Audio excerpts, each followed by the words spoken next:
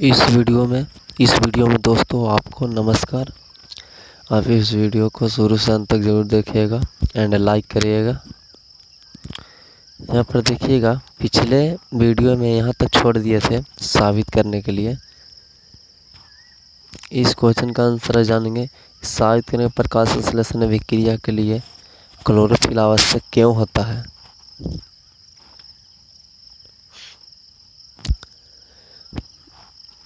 सबसे पहले आपको लिखना है प्रकाश संश्लेषण अभिक्रिया की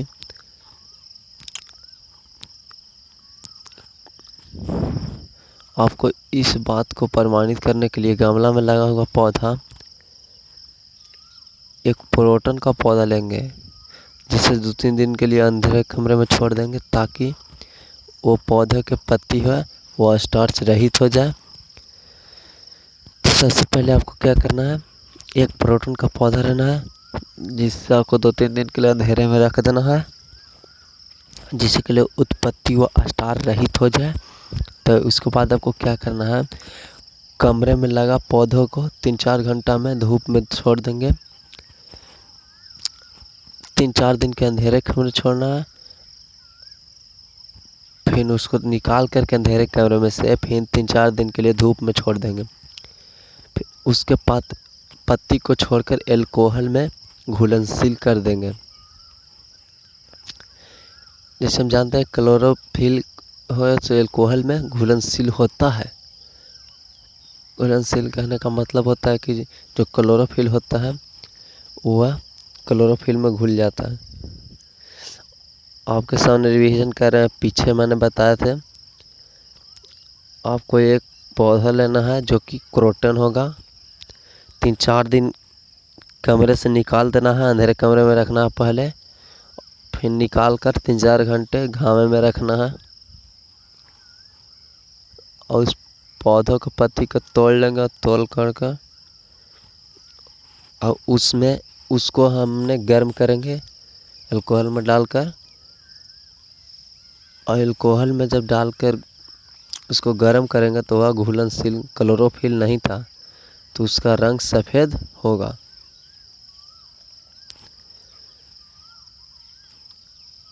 देखिए, जहाँ क्लोरोफिल नहीं था वहाँ रंग सफ़ेद हो गया, जहाँ क्लोरोफिल था वहाँ रंग सफ़ेद काला नीला हो गया। यहाँ पर देखिएगा, इस प्रकार से प्रमाणित होता है कि प्रकाश संश्लेषण क्रिया के लिए क्लोरोफिल अति आवश्यक है।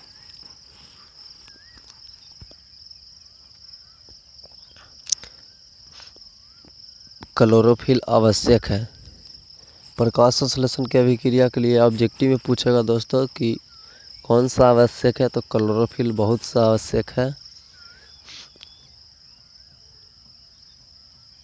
एक गमला में लगा हुआ पौधा लेना है, उसको डाल देना है क्लोरोफिल में और पत्ती जो है उसको डाल देंगे।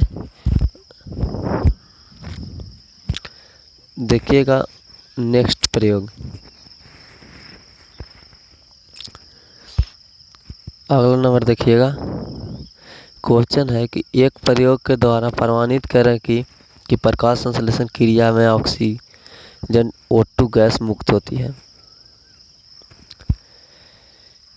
देखिए, प्रकाश संश्लेषण क्रिया के सूत्र होता है, प्रकाश संश्लेषण क्रिया के लिए क्लोरोफिल ऑक्सीजन जरूरी है। यह दिखाना है कि प्रकाश संश्लेषण अभिक्रिया में ऑक्सीजन गैस मुक्त होती है, इसके लिए आवश्यक सामग्री होना चाहिए।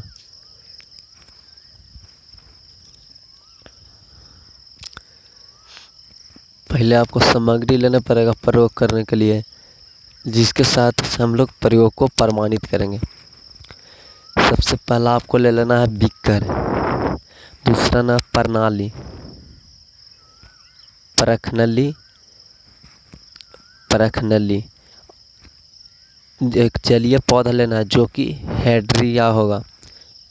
सिर्फ आपको जलीय पौधा लेना है, जैसे कि हाइड्रोगम हो गया, ये सब जलीय पौधा होता है। चौथे नंबर पर आपको ले लेना है एक यहाँ पर 4 चीज़ लेकर और सोडियम बाइकार्बोनेट 4 चीज़ लेकर और यहाँ पर प्रमाणित करेंगे।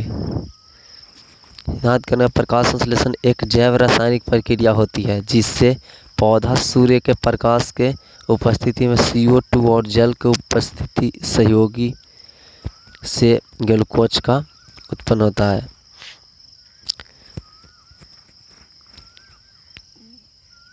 जिसमें यहाँ पर देखिएगा, प्रकाश संश्लेषण से जल की उपस्थिति में CO2 होता है। यहाँ पर कार्य क्रिया विधि यहाँ पर सिद्ध करना। बीकर में 2/3 भाग जल ले लेना है। उसके बाद हाइड्रा के पौधा को पानी में डालकर डिप से ढक देना है।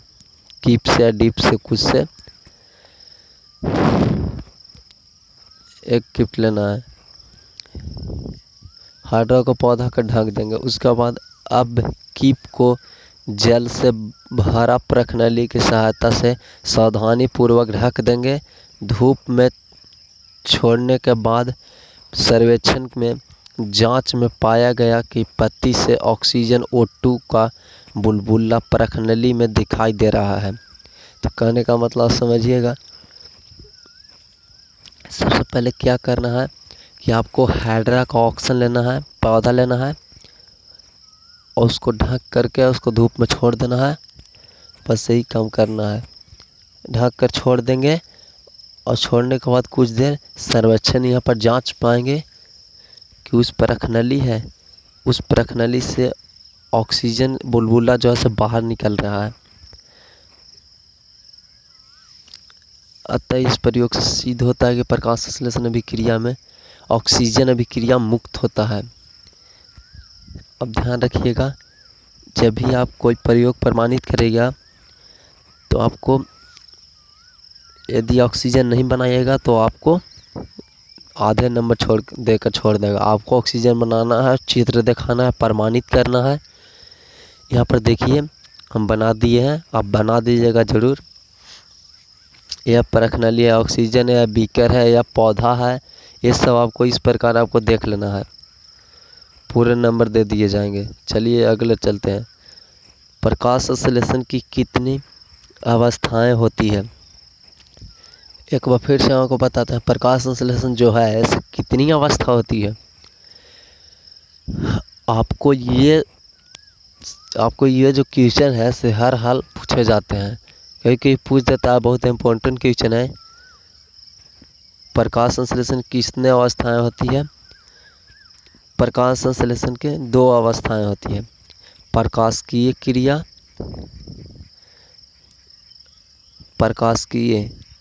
क्रिया, दूसरा होता है अप्रकाशिकीय क्रिया। प्रकाशिकीय क्रिया होता है, उसको अंग्रेजी में फोटोकेमिकल रिएक्शन बोलते हैं, और अप्रकाशिकीय क्रिया को डराक्स रिएक्शन बोलते हैं। यहाँ पर देखिएगा, प्रकाशिकीय क्रिया जो है प्रकाश की उपस्थिति में संपन्न होने वाली क्रिया को प्रकाशिक क्रिया कहा जाता है। यहाँ पर देखिएगा, जो क्रिया प्रकाश में उपस्थित हो उसे प्रकाशिकीय क्रिया कहा जाता है। इससे हेनु रिएक्शन भी कहा जाता है। इसको दूसरा भी नाम दे सकते हैं। क्लोरोफिल के ग्रेन में संपन्न होता है, जो कि हेमु है प्रकाशिक क्रिया के क्लोरोफिल के ग्रेना में संपन्न होता है। उसके बाद अगला अप्रकाशिक क्रिया, जिसके हम लोग डार्क रिएक्शन कहते हैं। डार्क रिएक्शन प्रकाश के अनुपस्थिति अर्थात अंधेरे में संपन्न होने वाली क्रिया को अप्रकाशिकीय क्रिया कहा जाता है। जैसे देखिए दोस्तों, वो था कि प्रकाश में संपन्न हो, ये है जो है कि प्रकाश छोड़कर अंधेरे में संपन्न होगा। ये अप्रकाशिकीय क्रिया है। ये स्ट्रोमा में संरचना है। ये जो स्ट्रोमा में संरचना है,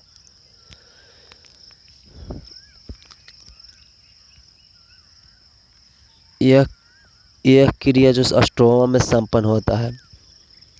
अगला देखिएगा उपापचय जो मेटाबॉलिज्म हो क्या है।